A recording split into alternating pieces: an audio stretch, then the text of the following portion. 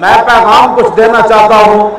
اب تو یہ میڈیا والے ہمارے بچے نوجوان بھی پریشان ہیں کہ آپ کے اتنے بڑے بڑے اجتماعات کیوں نہیں دکھائے جاتے۔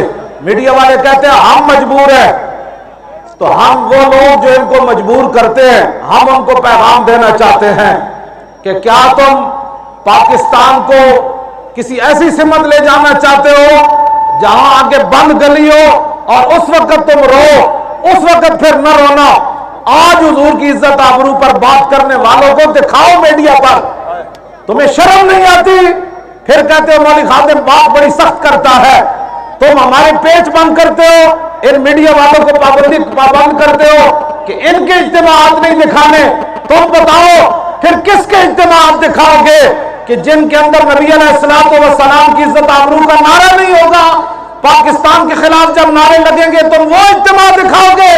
اپنے آپ کو کہتے ہو کہ ہم پاکستان کے محافظ ہیں، پاکستان کے محافظوں کا تم میڈیا پر بھی بائیکاٹ کرواتے ہو اور جناب پیج بھی بند کرواتے ہو اور ان کے ووٹوں پر بھی ڈاکہ ڈالتے ہو۔ پھر تم کون سی بولی ہم سے سننا چاہتے ہو؟ وہ بولی ہم کبھی بھی نہیں بولیں گے۔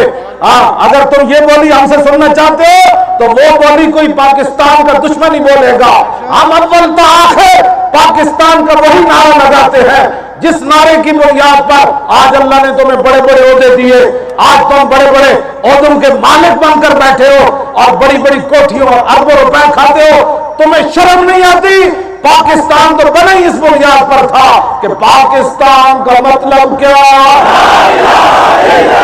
بھائی لا الہ الا اللہ کا نعرہ ایسے نہیں، قائد کا مزاج بالکل ساتھ ہی ہے، تو نعرہ وہ لگاؤ تاکہ قائد بھی خوش ہو جائے اور جہاں جتنے بھی جنہوں نے پاکستان بناتے ہوئے خون دیا وہ بھی خوش ہو جائیں۔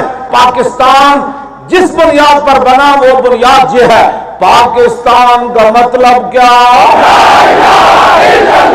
تھوڑا سا نعرہ اور بلند کریں کہ جن کے کانوں تک ابھی یہ آواز نہیں نہ جا رہی، انہوں نے روئی دی ہوئی ہے یا جنہوں نے کالی اینکیں لگائی ہوئی ہیں، ہمارے اجتماعات ان کو نظر نہیں آتے، ان کی اینکیں بھی اتر جائیں کہ پاکستان کے حقیقی وارث تو یہ ہے